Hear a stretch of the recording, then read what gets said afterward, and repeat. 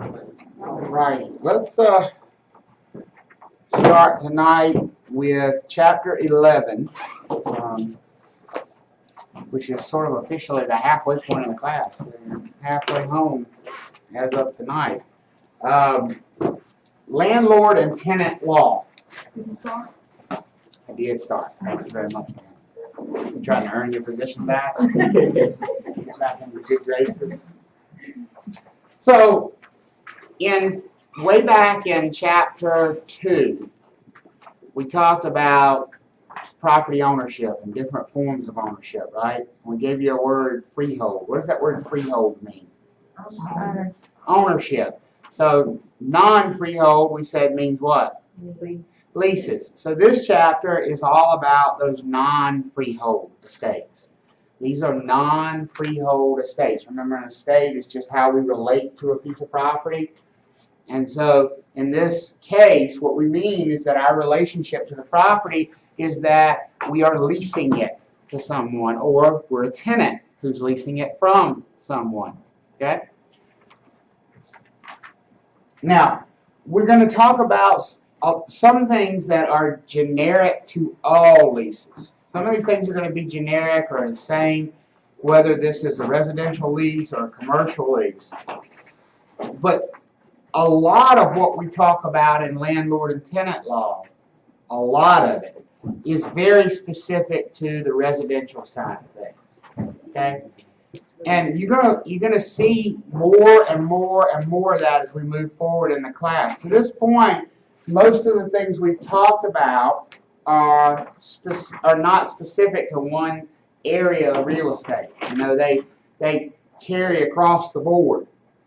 But from this point forward, most all of the laws we discuss, most all of the rules we discuss are going to apply more so to the residential side of the house than anywhere else.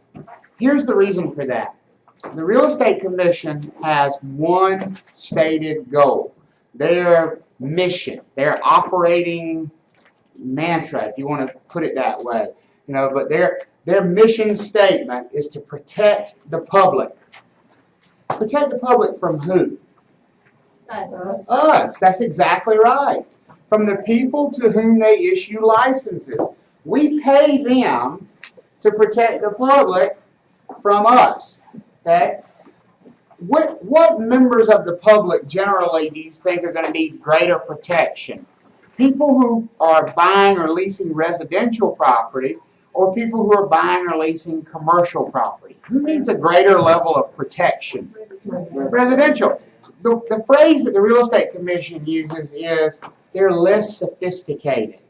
That's like a bureaucratic way of saying bless their hearts, right? You know, like you always say that about somebody when they just ain't quite there, you know, like, oh, bless his heart. You know, that's the Real Estate Commission's way of saying that most residential consumers are just not very smart about what they're attempting to do. Does that make sense? Most commercial buyers and tenants, would you think, have a little bit more knowledge about the process when they go into it? You know, if you're looking at buying a shopping center, you probably know a few more things about real estate purchases and ownership than somebody who's looking at buying a townhouse. And so that's why you see most of the laws, most of the rules are very heavily influenced by residential real estate. And you'll see that in this chapter as we start to go through, and you'll see it get heavier and heavier and heavier to the point that you'll forget that commercial real estate even exists anymore for a little while. That's not going to change the rest of your career, by the way. Those of you that go in commercial real estate, get used to that. Every time you come into a CE class, every time you come take a post-licensing class, all we're going to talk about is residential real estate because that's where all the rules are. That's where all the laws are. That's where you're going to get in trouble. Okay? So, when we lease real estate, we've got a contract, of course, called a lease, and it's a bilateral contract. What does that mean, bilateral? Not between two. All contracts are between two parties. A favor for A favor for a favor. So not two parties, but two what? favor. Two favors or promises. Two promises have been made. Both parties have promised to do something, right? A unilateral contract is a contract between two parties. but only how many of them have promised to do anything? One. In this case, both parties have promised to do something. What has the landlord promised to do? Give the property over to the tenant. Provide the property over to the tenant. We'll talk about some other things that state law says the landlord promises to do in residential tenancies in a minute. What does the tenant promise to do? Take care of the place. No, pay rent. That's the promise the tenant makes. Pay rent. One of the most important lessons I can teach you from this whole chapter, I'm going to tell you right now. Those responsibilities are not dependent on each other. Here's what I mean by that. If one of them screws up and breaches this contract, that does not give the other one permission to do the same. What did I say the tenant's job was? Pay rent. Does the landlord not doing something they're supposed to do give the tenant the excuse to not pay the rent? No. No, it does not.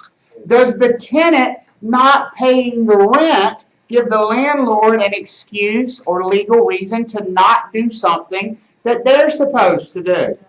No. You just learned more than 95% of people know about leasing property right there. You're going to, if you do residential property management or any kind of property management in your career as a real estate broker, you're going to come across a situation where an HVAC system breaks down on a weekend on a property where they're a month behind on the rent. And you're going to call the landlord and you're going to say, we got to get the HVAC replaced. It's going to be about $3,800. What do you think the landlord's going to say to you? Take that rent that you owe me and go get it fixed. They're going to say, tell them to pay the rent and we'll get it fixed. Right? Can they do that legally? No. Absolutely not. Absolutely not. See, sometimes those nasty people you deal with in property management ain't the tenants. Sometimes they're the landlord, your client. They get just as mad as the tenants do, sometimes madder. Because your function is to tell them what the law says, right? Does that make sense? So remember that. No matter what kind of test questions you get, these responsibilities are not dependent on one another. They're individual, they're separate. The landlord's got responsibilities, the tenant's got responsibilities, and neither one of them gets free permission to stop doing what it is they're supposed to do. Good? Okay. Okay. So let's talk about the Residential Rental Agreements Act. And I know I've jumped ahead a little bit in your book, and I'm going to back up. This just happens to be the order in which the slides are. What page is it? The Residential Rental Agreements Act in your book. I found it, never mind. What page is it? 244. 244? Okay.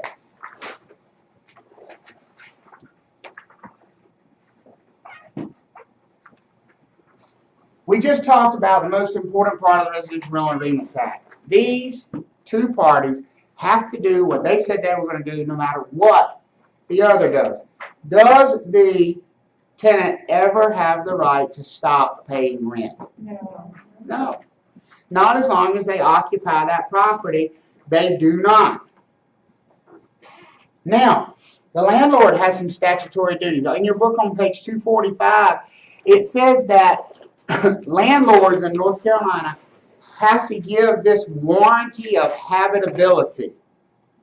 And basically what that means is that landlords in North Carolina are required to provide a safe and livable condition if it's a residential property. Now folks, the blunt truth of this means that there are plenty of properties out there that it makes more sense for them to sit empty than it does for their owner to try to rent them out legally. Because the owner, it doesn't, if you live in an area where a 3-bedroom house rents for $350 a month, and you own your late grandparents' house that was built in 1905, and it's got knob and tube wiring in it, which is a fire hazard in and of itself. It's got no permanent heat, and it's being heated with kerosene heaters and space heaters, and it's got straight pipe plumbing that dumps the wastewater right out the side of the house, not into the septic tank. Can you lease that property in that condition to a residential tenant in the state of North Carolina? No. It's a simple answer. No. Not at any rent. Not $1 per month. Just plain no. If you want to lease that property to a residential tenant, what do you have to do? You got to fix all that stuff. It might cost you tens of thousands of dollars to fix all that stuff. So does it make more sense to do? Nothing. Leave it empty. I'm sorry that that's the hard truth, but that is the hard truth according to the law in North Carolina. We don't get to pick and choose the laws. Okay? You don't get to pick and choose what things you fix in North Carolina. Number one, anything that relates to plumbing systems, electrical systems, heating systems, ventilation systems is an automatic. Yes, you fix it. Even if they broke it. Yes, they can take a sledgehammer to that toilet and just spraying water in the bathroom. Guess who's got the responsibility it is to fix it? The landlords. Does that mean you can't charge them for it? Of course not. Of course you can charge them for it. But you can't say to them, I'm not coming over there to fix that because you broke it. That is not within your power as a landlord. That sucks, right? But it's the truth. Okay? You need to understand that to understand how these laws work. There's nothing fair about landlord and tenant law. This is as one-sided as a contest gets. This is like the referees got paid before the game began, and they were paid by the tenant. I'm just telling you the way it is. Okay? Yes? I was just saying, well, that's what they signed up for. I mean, owning a property is expensive. Owning a property is expensive, but the problem is many owners simply don't understand the ramifications. They just assume if I've got it and it's empty, I may as well rent it out. Right? My friend, she's renting a condo, and her dryer just broke, and she's scared because I think the landlord's a little, like, being, I guess, very strict, and she's scared to tell him. And I told her, you know, Whose their dryer is it? responsibility. Theirs. Okay, so let's talk about it. Are you required to provide something like a washer or dryer No. to your tenants? If it's No. in the lease, I'm sorry? No. if it's in the lease, You're not required to provide it, right? No. There's no law that says I gotta provide a washer or dryer. Here's the thing. Was it part of the property when she leased it? Yeah, So you are required to maintain it. yeah. That's like a refrigerator. You're not required to provide a refrigerator. But if when they lease that property, there's a refrigerator there and it breaks, guess who fixes it? The landlord. So what are you better off doing as a landlord? Take it away before you lease the property. Because everything that's in there, you make it your responsibility. Now, if they bring it and it breaks, it's theirs. Yes. Okay, so if the tenant is renting a property and, for example, it broke, you can't really prove who broke it. It could have been, you know, the tenant who was. Doesn't matter. Whose Doesn't matter. responsibility did I say it was to fix it, no matter who broke it? The landlord. The landlord. Okay, that was my. But you said the landlord can't charge you for it. Sure they can. And so then whose responsibility does it become to prove who broke it? The court. The one doing the charging, right? The landlord. So, And if the tenant disagreed with that, where would that argument end up? Court. In court. And it highly favors the tenant. Always. Always. As a landlord, you better have your ducks in a row.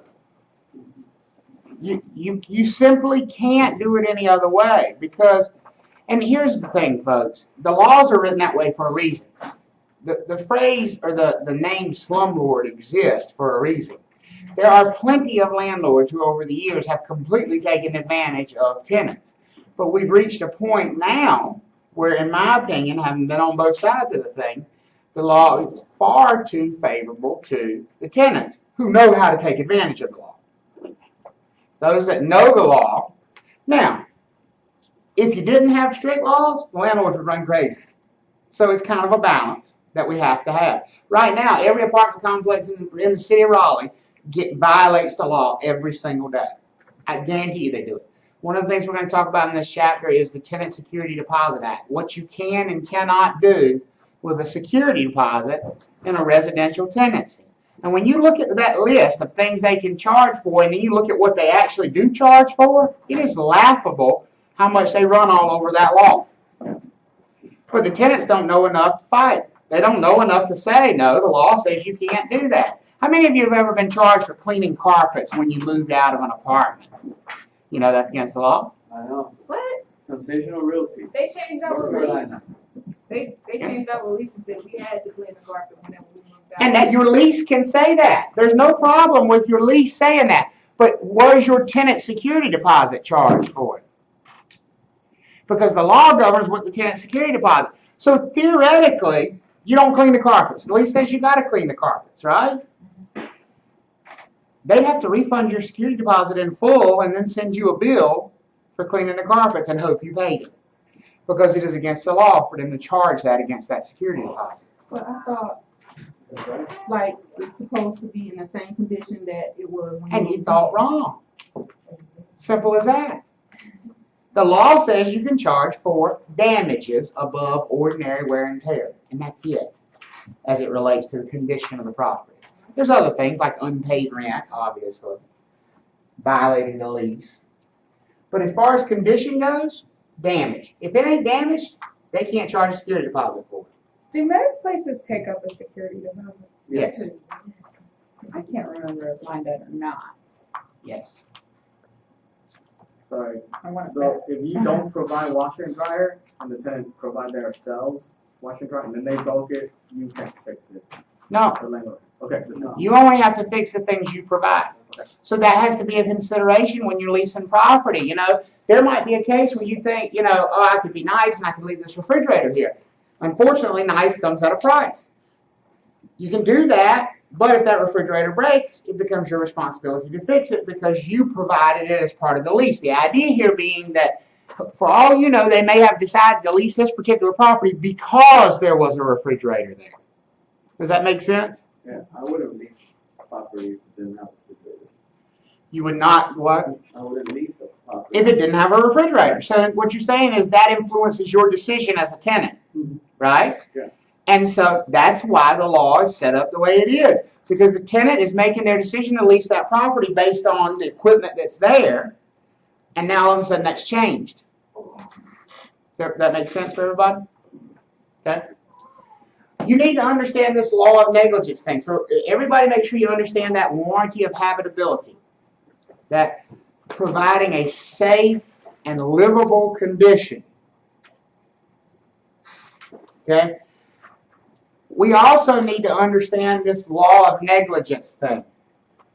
This is another thing that landlords have to worry about. Landlord also means property manager too. So landlords and property managers, by the way, all these responsibilities of the landlord, obligations of landlord, whose obligations are those if you hire a property manager?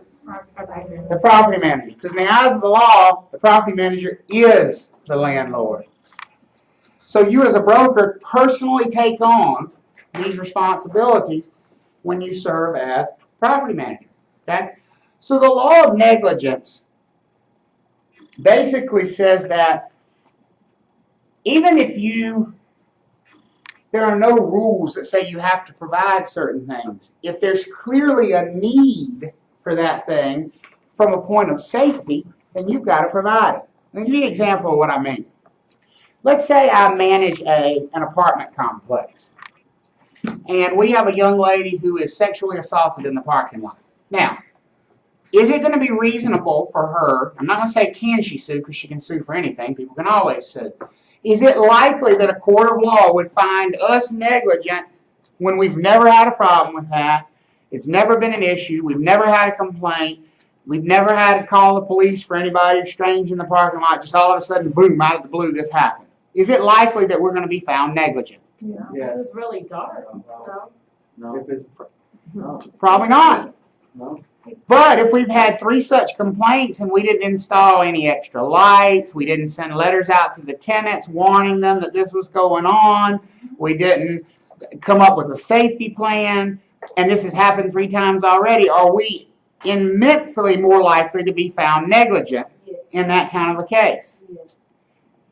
Could we have put up security gates? Could we have hired security officers to patrol the parking lot? Could we have put up additional lighting?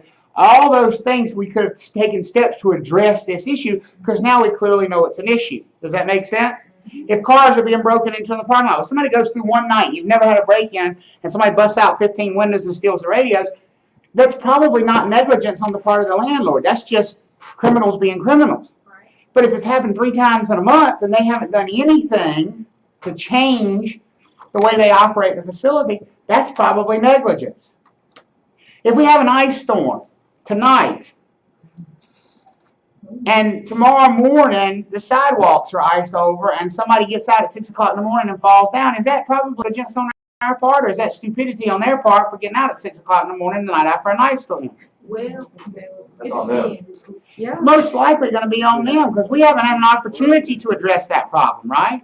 What if it's 3 days after the ice storm and we operate some place of public accommodation and we haven't salted, sanded, shoveled, done anything, and it's still a solid sheet of ice and somebody falls on it? Are we more likely to be held negligent at that point in time? That's the law of negligence. It's simply, it's never cut and dry, but in a judge's opinion, did you take steps to try to address this problem? A good example is a residential property manager. You got a dead tree that's leaning toward a house on the property you manage. Well, what's most likely going to happen when a big storm comes along? It's going to fall. It's going to fall on the house. Well, if it falls on the house and it hurts somebody and it's been dead for 3 years, you're probably negligent there, right? Because clearly you could see that that was a problem. Does that follow for you? Okay, so on the Residential Rental Agreements Act also goes on, and it says things that the tenant must do and things that the tenant cannot do. Again, the tenant cannot stop paying rent. I don't care how bad of a landlord this person is. I don't care what they won't fix. It does not matter. The tenant, as long as they stay in the property, must continue to pay the rent. Now, that does not mean they're trapped there. Okay? You need to know what constructive eviction is. It's on the bottom of page 245 in your textbook. Constructive eviction. This is the tenant evicting themselves. This is the tenant evicting themselves. Said another way, this is the tenant breaking the lease without penalty. Why do you think the tenant would have the legal right to break the lease without penalty? Because they didn't fix that AC. The landlord did not do something that statutorily, legally, they were obligated to do. Something that they were required to do legally, they haven't done. Now, if you want to get really deep in the weeds on constructive eviction, you better have something in writing showing you've made written demand for them to fix it and all that sort of thing. But what you need to know about it is this is the tenant's right to move out. Now, can they stop paying rent after they move out? Yes. But can they stop paying rent and stay there? Can they withhold rent? No. But they can move out and stop paying rent. They can even go and sue after the fact and try to get rent back for the time period they were renting the property when this thing was inoperable. Say they didn't have heat. And they didn't have heat for 2 months. And they've been all over the landlord to get the heat fixed. And finally they just say, the heck with it, I'm out of here. And they just pack up their stuff and they leave. They would perfectly be within their legal right to do that. They are constructively evicting themselves. And they can stop paying rent after they leave. If they wanted to, they could go file a lawsuit against the landlord for the rent they paid while the heat wasn't working. But what they can't do is not pay rent and stay in the property. Never. They would file for the deposit also. Well, the deposit would have to be refunded. They shouldn't have to file for that. You know, they shouldn't have to, because we're going to talk about the things that deposit could be charged for. And that nothing about that situation would be something that legally the security deposit could be charged for. Now, if they had not been refunded, then yeah, that would be the time to also file for a return of the security deposit. Hypothetically, if your lease was up and something was to break in, the landlord still have to fix it. Hypothetically, what do you mean if your lease is up? You got to give me more information than that. What does that mean? Let's say someone was saying that you had an agreement to stay there for a year, but then after the year, it was just month to month. Their lease ain't up. What did you just say? What is it? What, a month to month what? Yeah, thank you. But they didn't pay. They didn't pay? Then that's them violating the law, right? Right. Simple as that. But if they didn't pay that particular month and something was to happen to the deed, is the landlord? What did you say the first thing? They're on a what? Month to month what? Lease. Lease. So does the landlord have to fix something if he's got a tenant in there on a month to month lease? Yeah. Absolutely. Even writing that month to month. It doesn't matter. That statute of frauds thing is so important, right? What does the statute of frauds say? Leases must be in writing. No, that's absolutely what it does not say, Carlos. It says certain documents have to be in writing to be enforceable in a court of law. And every damn time I have brought it up, I have said the number one example of a contract in North Carolina that is not covered, N-O-T, not covered under the statute of frauds is what? A lease. Forget that bullshit about 3 years. Just forget it. I'm going to tell about that. But you get so focused on nonsense. Leases. Can they be oral? Yes. Yes. God, y'all can be fired up. It's too early. It's too early. I'm not really mad. I'm just trying to make a point. Seriously, though, that's an important point, right? Leases don't have to be in writing. That doesn't make them any less enforceable in a court of law. So does a landlord have to fix something under an oral lease? Yes. Does a tenant have to pay something under an oral lease? Yes. It is that cut and dry. You can sit out there and try to scheme up any circumstance you want to, but it does not change the basic principle that the landlord has to provide this fit and habitable condition, and the tenant's got to do what? One more scenario. Pay rent. One more scenario. Let's say that the renter is saying, I'm moving out at the end of the month, and they stay for another month and they don't pay rent, and then it breaks. Because when they say that, Are they in there? as long as they're in. Are they in there? Answer that question. Okay, yes.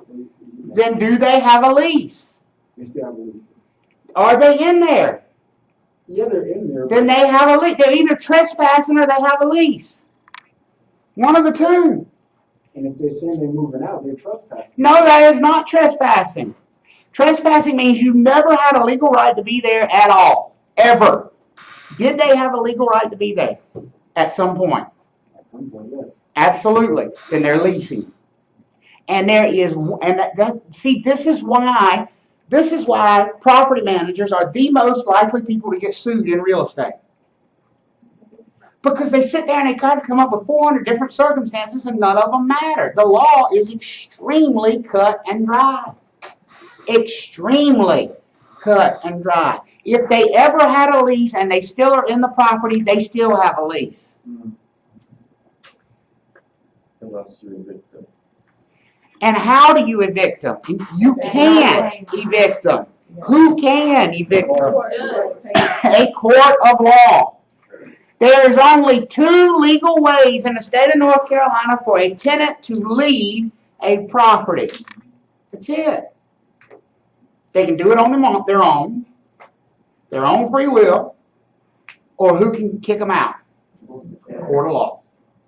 That's it. That's it. No shotguns allowed, no locking them out allowed, no taking all the toilets out so they can't use the bathroom allowed. Trust me, it's all been tried. No changing the locks. So while the eviction process is occurring, they're still your tenant. They absolutely cut and dried. If they ever entered that property, do you see why landlords screw it up? Do you see why property managers screw it up? Because it doesn't sink in. That first thing I said in this chapter when I said these two things don't rely on each other. The landlord's always got to do what they're supposed to do. The tenant always has to do what they're supposed to do. And one screwing up does not give the other permission to screw up. So the answer to all those questions about does the landlord have to is what? Yes. Until that tenant vacates the property. And there's only two ways the tenant can vacate the property. What are they? Free will. And eviction. Well, free will don't even have to be constructive eviction. It could just be at the end of my tenancy, right? That's not constructive eviction. That's just me giving notice and me moving out. But it's still my free will, right? I vacated free will. And the other one is what we call summary ejectment, which is the eviction process in North Carolina. Summary ejectment is the legal eviction process. And the court doesn't care that they haven't paid you in 6 months. They ain't going to put you on the express path. It's going to take just as much time if they're 6 weeks late on that as 6 months or 6 years.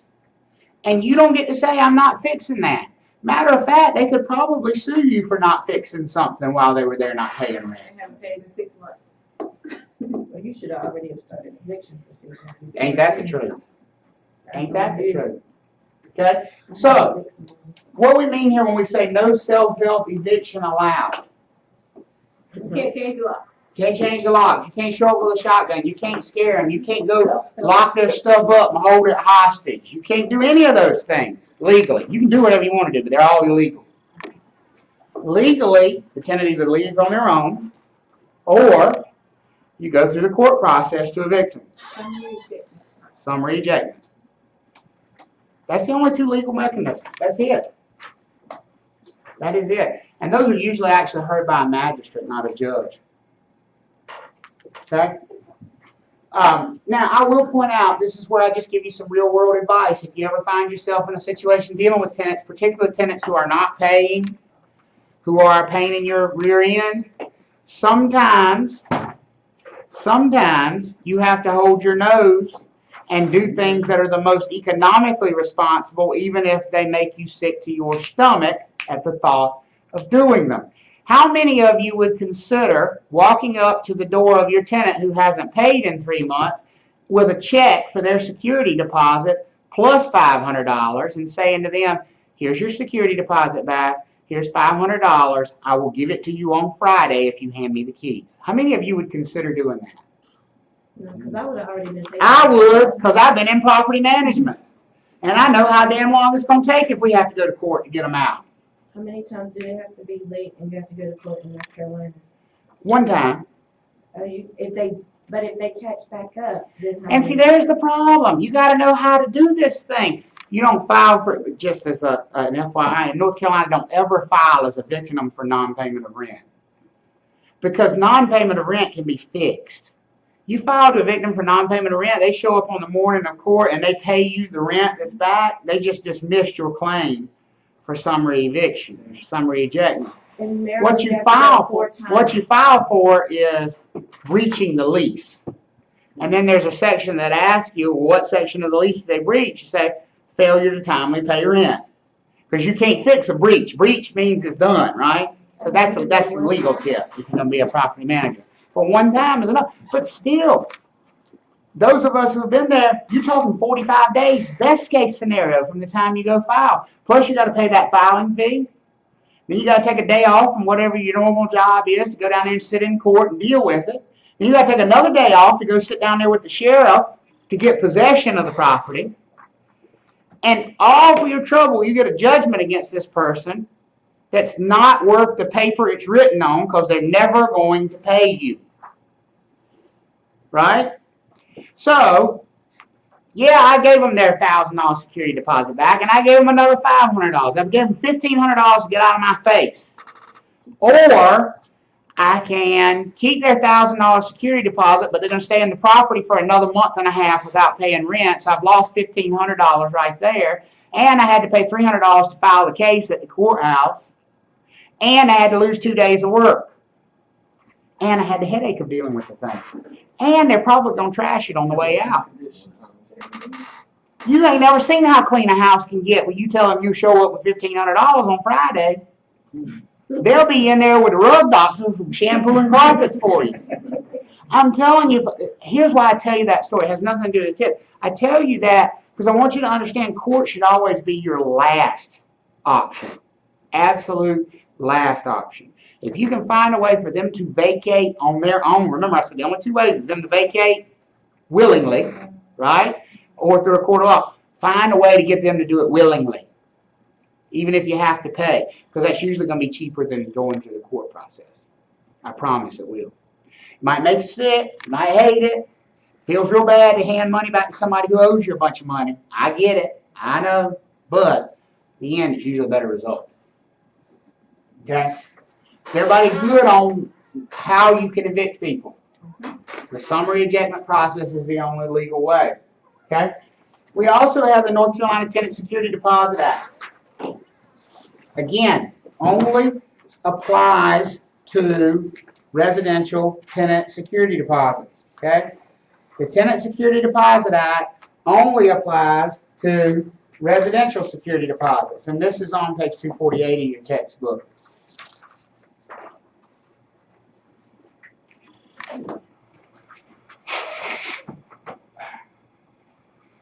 So, the Tenant Security Deposit Act regulates a lot of things we can and cannot do with this security deposit in the state of North Carolina. Again, it only applies to residential property. Okay, this is not a commercial law. It's a residential law. What it says is that we can only charge up to a maximum security deposit. And that maximum is based on the length of the tenancy. Okay? Everybody with me on that so far? That maximum amount. Do you have to charge a security deposit at all? No. These are maximums that you can charge. And if you look in your book on page 248, you got 3 bullet points right there, and you need to know those. The maximum security deposit you can charge in a week-to-week tenancy is how many weeks? 2 weeks. So 2 weeks worth of rent if they're renting week to week. If they're renting month to month, how much of a security deposit can you charge maximum? 1.5 months. 1.5. Month to month is 1.5 months maximum. Anything longer than month to month, how much can you charge? 2 months. So what is the maximum security deposit you can ever charge in the state of North Carolina? 2 months rent. That's it. That's all you're allowed. Here's the reason that portion of the law exists. In 1963, actually 1968, the Fair Housing portion passed. The Civil Rights Act in 1963 was passed, but in 1968 we added the Federal Fair Housing Statutes to the Civil Rights Act, and it created what we call protected classes. Okay, and those protected classes made it illegal to discriminate in housing against people on the basis of their race, their color, their national origin, or their religion. Those were the 4 original protected classes. In other words, you could not treat someone of one race differently than someone else if you were either selling real estate or leasing real estate to a residential buyer or a residential tenant. Does that make sense? When that law passed, would you think at that point in time in our nation's history there were a lot of people who maybe were discriminating in the act of selling housing, leasing housing? Yeah, absolutely. That's why the law was passed, because there were lots of people doing it. So what we saw, I didn't see it, I wasn't here, but what they saw eventually was that property owners use the security deposit as a way to discriminate without saying that they were discriminating. In other words, a tenant of a certain nationality, or a tenant of a certain religion, or a tenant of a certain race might be given one amount for a security deposit, and someone of a different nationality, race, religion would be given a different security deposit. Sure, we'll accept you as a tenant. The security deposit is $12,000. Well, that pretty much eliminates that person as a tenant, right? And so this portion of the Tenant Security Deposit Act is geared toward that. It's an anti-discrimination tool. It's sort of like a check valve that makes sure that you can't just charge a ginormous security deposit as a way to discriminate against your tenants. Does that make sense for everybody? Okay. That's why it's there. So we got maximum security deposits we can charge. Okay. The Act also says what we can do with a residential tenant security deposit. Look over on page 249.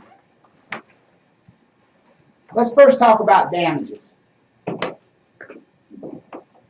The Tenant Security Deposit Act says that you being the landlord can charge against the tenant security deposit for damage above normal wear and tear. Not for normal wear and tear, but damage above normal wear and tear. And in your book here, they give you some example of things that are not considered damage and some things that are considered damage in North Carolina. What is the first thing listed there as something not considered damage to a property? Carpet. Dirty carpet. So can you charge for carpet cleaning No. for dirty carpet against a residential tenant security deposit act in this state? No. No, you can't. Well, as I always say, you can, but it's not legal to do it. So can, at the end of your lease, so when you move the house, you challenge that? So, Or you have to go to court? Leslie's question was, at the end of your lease, can you challenge that? And the answer is yes, absolutely, and you should do so in writing. As a matter of fact, the law gives you a certain amount of time to do just that. The law says that within 30 days after you vacate the property. First of all, let me give you the most important rule about a Tenant Security Deposit Act. All these things that says you can charge for. Do you think you can charge for non-payment of rent, for example? Can I take non-payment of rent out of somebody's tenant security deposit? Yeah, absolutely. It's one of the main reasons to have a tenant security deposit.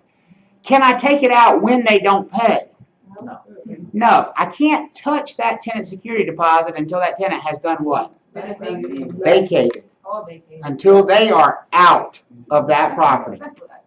Whether they left of their own free will or a court issued an order for summary ejectment, I am not allowed to touch that tenant security deposit at all until they have vacated the property. Because as long as they're still in the property, it belongs equally to them and who? The landlord. It's once they vacate, it's up to the landlord to charge the things the law says they can charge. So, within 30 days after the tenant vacating the property, the landlord has to send the tenant a written accounting of what they have charged against the security deposit and a refund of either all of it or the balance of it. You know, so if they charged $200 for carpet cleaning, they would send you the balance and they would give you an itemized report of what they charged. At that point in time, you can send them a letter back that says, it's my understanding that North Carolina law doesn't allow you to charge for carpet cleaning. Now, if you're smart, you send them a copy of the statute along with it, you know what you're going to get? You're going to get a check. Quickly. In my experience, very quickly. Because they know the law. And they know they're violating the law. But what do they bank on? That you don't know it. As a tenant. That's what they bank on. It's a profit center for them. They do it all the time. I had one, the last apartment I lived in before I bought my house in Cary, I lived in an apartment called the Ashboro over near Crossroads Shopping Center for a year. And they had this stupid valet waste services, which is the dumbest thing on the history of the planet, where they make you pay $30 a month for somebody to come pick up your bag of trash from your door and take it to the dumpster for you. Really? You're not even allowed to take your trash to the dumpster yourself. You got to pay somebody $30 a month, and they give you a special little trash. And I mean a little trash can. I mean like this, like a little waste basket, right? They search your recycles or something? I have no idea what they're doing with the trash, but they will not pick it up unless you put it in that basket. That's all they'll pick up, and you have to pay $30 a month for it. Well, when I moved out, they said I did not leave the special waste basket. You took it with you. I have no idea. I really don't. Don't care either. But when I got a detailed report of my security deposit, they had charged $45 for this trash can against my security deposit. And I sent them a copy of the statute for Tenant Security Deposit Act, and I said, please show me where this qualifies as damage above ordinary wear and tear to the property. And within 3 days, I had a certified letter with a check for $45. Wow. Wow. Because they know. All it takes is challenging them on it. And they'll back up and they'll give you your money back. Because what is their worst nightmare? Go to court. You take them to court. Because if you take them to court, not only are you going to get your $45 back, but you're going to get all your court costs, right? That's where if you've got a lawyer friend who you owe a favor, call them. Because they'll bill you like $3,000 worth of attorney's fees for that thing because they know that they're going to win and get it from the apartment complex. They love to take cases like that because it's a slam dunk. And that's why they don't fight it. They don't fight it. They send it right back to you. Because they know what the law says. Okay? Does that make sense? So Tenant Security Deposit Act says how much we can charge, says what we can do with it. So let's talk about what we can do. Damage. Above ordinary wear and tear. They give us those examples. Ordinary wear and tear. Things we can't charge for. Dirty carpet or carpet worn from long use. In general, most magistrates in North Carolina consider the lifespan of carpet to be about 7 years. So in general, if you're trying to charge somebody for damage to carpet, you better have proof that the carpet is less than 7 years old. Because even if you've got 15-year-old carpet, the tenant can pretty much set it on fire, and a magistrate's going to say, it was so old you should have been replacing it anyway. And I'm not recommending you do that. Don't go home and set your carpet on fire. Okay? It's not a good way to go. Peeling, faded, cracked paint, dirty walls, dirty windows, leaking plumbing, worn plumbing fixtures, frayed curtains, and broken blind strings. How many of you have ever had an apartment complex charge you for blinds? The strings are broken or frayed. Can't do it. I don't think so. Can't do it. Now, things that are damages. Large holes in the walls. Now, that does not mean holes to hang pictures. Pictures, they can't charge for. But like if you put a TV bracket on the wall, something you can put your thumb or your pinky in, that's a big hole. They can charge the security deposit for that. Crayon marks, if you got an artist in the family. Broken things like windows, countertops, burned places and stains on carpeting. Bizarre or unauthorized paint colors. If they didn't give you permission to paint it, then they can charge you for painting it back, charge your security deposit. Appliances requiring extraordinary cleaning due to excessive filth. So they better have good documentation of that. Okay? If they, Question. As far, okay, back to the carpet. When it's like it's a fine line where you got dirty carpet and you got stains. If you got, foot marks from, you walking on the carpet. will it come up with a steam cleaner? If it will come up with a steam cleaner, that's dirty. If it won't come up, that's stained. Kool-Aid, stained.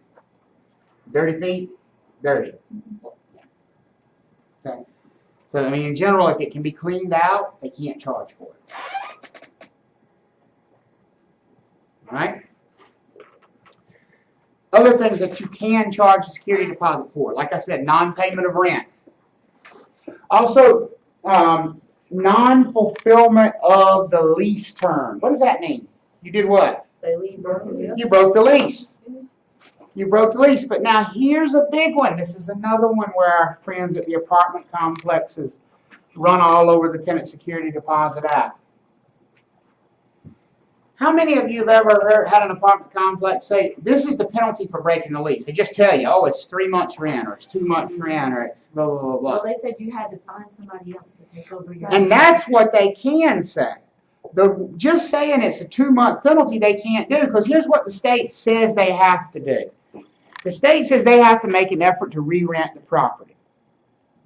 And they can only charge you for the time that the property was vacant due to your early exit. So if they put a new tenant in there in 2 weeks, how much time can they charge you for? 2 weeks. Now they can also charge you for the cost of marketing it. So they could add on like a marketing fee if they had to, spend money to market it because you vacated it early. But in general, they can't double dip. They can't charge you for 2 months and put a new tenant in there. They're not allowed to do that. Okay? So those are the kinds of things that we can charge tenant security deposits for. How about the cost of filing a summary ejectment? You think we can charge that against a tenant security deposit? Yeah. Only after we get the summary ejectment though, right? Only after the tenant actually leaves the property. Can we charge a pet fee? Yeah. Yeah. Yep. Can we charge a pet fee if it's a service animal? No. No. You gotta let them have And when we talk about, when we get in the fair housing chapter, we'll talk about what a service animal is and is not. And I guarantee you don't know the correct definition of a service animal. Here's the current definition. If somebody comes to you with an animal and they claim that that animal is a service animal, you're permitted to ask them 2 questions. First question, do you have a disability? That's a yes or no question, right? If they say yes, then you're permitted to ask them, does the animal perform tasks that help you with your disability? Of course. And if they say yes to both those questions, you know what that is? It's a service animal. Can you say no to a service animal? No. Can you charge a pet fee for a service animal? No. What if they lie? What if they lie? That's on them. What if they got the dog though through one of those services? Like, so I work in the women's prison and we train not for like the blind CNI dogs, but they train the dogs for like epileptics and diabetics. All those are And is that really considered? absolutely. That is a disability? disabled. A That dog is got a a disability. Yeah. Well, they can like sniff and tell. Like, Diane, I'll give you a better one. You wanna know what- Kids You are want an gonna even have better it. one that's on the list of handicapping conditions? Chronic alcoholism is listed as a disability. And Oh, so then I could just say my dog picks I'm me an up when I'm alcoholic. wrong. that's exactly. You don't even have to say what they do. See, here's the thing. You don't even have to say what they do. And you can't, and this is important, you can't ask what the dog does. You can ask, and by the way, not just dogs, can you have a service snake? If he licks my You face absolutely when I'm can. wrong. Service So, cat, yeah, service rat, service potbelly pig, What kind of judge is gonna? a fair housing judge in a heartbeat. Supporting document, like Can you you ask for. No. You can't ask for any supporting documentation. I always have a phrase, y'all have disabilities of some kind, and it's servicing me in some kind of way. I mean, what And guess what one of the tasks for a service animal is? Providing emotional support. Isn't that pretty much the definition of what animals do anyway? Yeah. When I had So as long as somebody presents to you and says this is a service animal, and you ask them those 2 questions and they say yes to those 2 questions, it's a service animal. And it does not matter what species it is. Service monkey, service rat, service cat, service dog. This is my service bird. A service snake. I would like to know what a snake does. He licks my face when I'm And wrong. I would too, but we're not permitted to ask. I did have a service animal one time that was trained to detect drops in blood sugar. The person was diabetic. Yeah, that's what We had one in training our class. dogs. I see when it was like. But a snake. And so what would it do? The snake would do that? No, dog. It Oh, was a I dog. would turn away a It was tenant a dog. any day And that's where you if get they into had a differing laws, snake. A because service in snake. a public place like this, the fair housing laws don't apply. the Americans with Disabilities Act applies on a public accommodation, and the Americans with Disabilities Act says service animals are dogs. So it's limited to, actually they say it's dogs, and they just added a recent exemption, which I think is the funniest thing in the world. No, not pigs. Dogs and miniature horses. That's the two animals you can have as a service animal. That's a great question, because that's the same thing. They're seeing eye horses. And the advantage is they live to be about 35 or 40 years old. So the person only has to learn about 2 animals their entire life versus 6 or 7 that they would have to do with dogs. And so yeah, but that's in places of public accommodation. For the Fair Housing Act, any species can be a service animal. My service snake walks me too. Yeah, service snake. In the book, it says something about 60 days. Yeah, I'm gonna get to that. Oh, okay. Yeah, it's a good question. So, the landlord has how many days to send the tenant a written accounting of what they've done with their security deposit? 30 days. 30 days. Now, there's something in the book about 60 days. That's where Leslie's question comes in. She said, when can I contest this? She has another 30 days to resolve any conflicts with the landlord. So any conflicts have to be resolved within how many days after the tenant vacates the property? 60 days. The landlord's got to send this accounting within 30 days. And then within the next 30 days, we have to resolve these conflicts. Does that make sense? Mm-hmm. What if the landlord never sends the original accounting? The tenant was too much late on rent when they moved out. The landlord never evicted them because they knew their lease was expiring anyway. Tenant moves out. Landlord keeps the security deposit for non-payment of rent. Can they do that? Yeah, absolutely. But they never send a letter to the tenant explaining what they did with the security deposit. Are they entitled to that security deposit? No. The tenant would be entitled to a full refund of that security deposit because the landlord did not comply with the 30-day requirement. Does that make sense? Now, here's what could be considered complying with the 30-day requirement. You could mail that letter to the place that they just left. Because it's up to them to do what? Set up for forwarding. And you don't know their next address if they crept I don't know where they went. You got to try. But to me, trying is I mailed it to the one address I have on file for them, which is this one. If they forwarded it, they'll get it. If they didn't, oh well. Do you do it with like trash mail? I usually do it UPS or FedEx or certified mail. I like UPS FedEx better because they don't actually have to sign for it. All I want is some verification that it was dropped off. But if you did give them a forwarding address.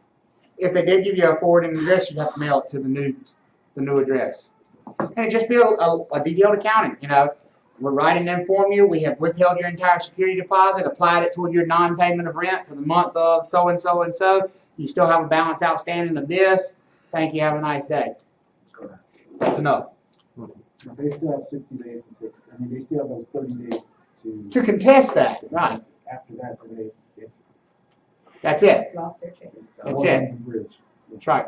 Now, if they contest it within the 30 and it doesn't get resolved, they could probably still go to court later on down the road. But if they don't do anything within that 60-day window, no. Okay? Is everybody good on this? What we can and cannot do with tenant security deposits. Now, I do need to point out to you when it comes to public housing tenants or Section 8 tenants. How many have ever heard of the Section 8 program? Okay. So here's what the Section 8 program is for those of you who are not familiar. Section 8 program is a government assistance program that helps the tenant pay a portion of the lease amount on their property. It does not pay 100% of the lease. It pays a portion of. They get a voucher called a Section 8 voucher. It's a subsidy. They get a voucher from the local human services offices that will cover some portion of their rent. And it's up to them to pay the difference. landlords are not required to accept Section 8 tenants, okay? You do not have to accept them if you're a landlord. If you do choose to accept them, there are some additional laws and rules that go along with accepting Section 8 tenants, okay? First of all, non-pay, what's the number one reason you evict tenants in the state of North Carolina? Non-payment of rent. Non-payment of rent is not a valid reason to evict a Section 8 tenant. Why not? You got your voucher. Because they're not paying the entirety of the rent. Who's paying the majority of the rent? The government. And so, as long as you're collecting that voucher payment, some portion of the rent has been paid, which eliminates you from being able to file for eviction for non-payment. So for a regular person paying rent, if they pay part of their rent, they can't get evicted? Yeah, that is true too. You would never accept a partial rent payment as a landlord. Most apartment complexes won't take partial. You would never accept a partial rent payment. One of the reasons you don't want to accept a partial rent payment is court's going to view that as you essentially reducing the rent. You accepted it. It must have been okay. New rent's this amount that you just accepted. And so that's the problem with Section 8 tenants and trying to evict them for non-payment is you did accept a portion of the rent. Does that make sense? Because you got that voucher. You got that voucher from the government. So that's one of the dangers of accepting a Section 8 tenancy as a landlord. You know that if I don't get paid the portion that the tenant pays, I may be stuck with that, right? So most people who accept Section 8 tenants, they pretty much only count on the voucher amount. Because they know that at some point it's pretty likely they're not going to get the other part. And there's not much they can do about it, okay? That's number one about Section 8 tenancies. The other part about Section 8 tenancies is, and I don't think you'd be tested on this, but it's an interesting process. Section 8 comes in and does a yearly inspection of the property, and you are required to fix any problems that they find in the property, even if the tenant broke them.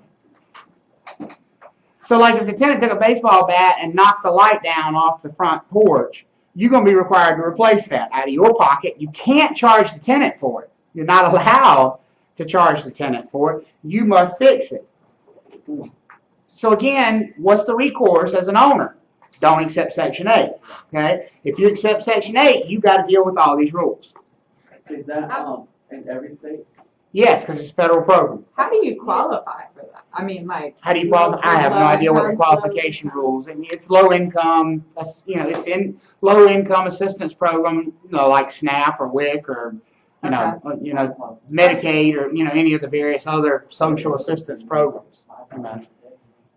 I've always wondered, like, why wouldn't the landlord take Section 8? I'm like, you're getting paid, Right. Because I see that, like, if I'm looking for a place to rent or something like that, yeah, I'm like, why would you take it? Why wouldn't you? Now you see why, right? Because I was gonna take it when I was gonna rent my place. I didn't ever check out the qualifications or whatever, but I was gonna take it or whatever. But I see why. You see why? There is a very inherent danger to accepting it. Now, why would you take it? What's the pluses of accepting it? You always get that voucher payment.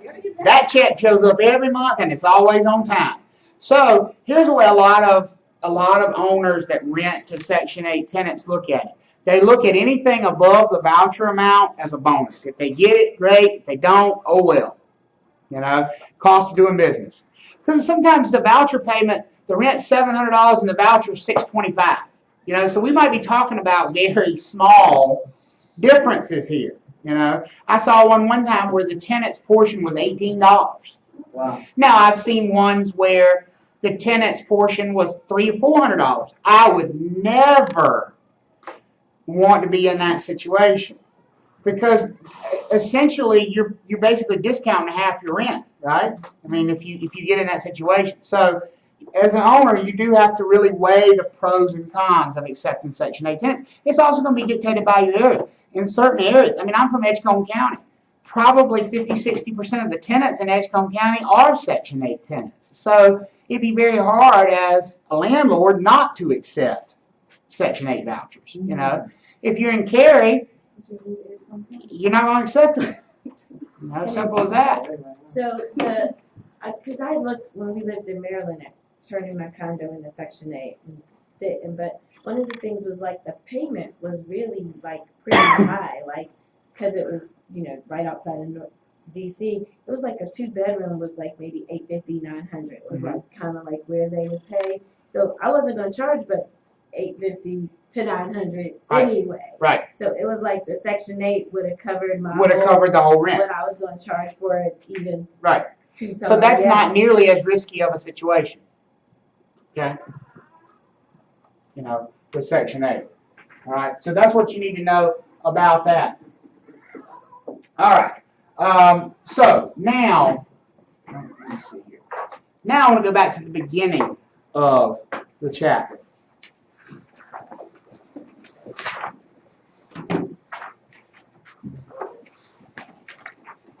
Since we've covered some of the North Carolina specific laws about residential tenancies, let's talk about the different types of leases that we can have. Actually, let's take a quick break before we get into that, because it's going to take us at least 45 minutes or so. Let's take about a 10-minute break, and then we'll come back and talk about the different kinds of leases.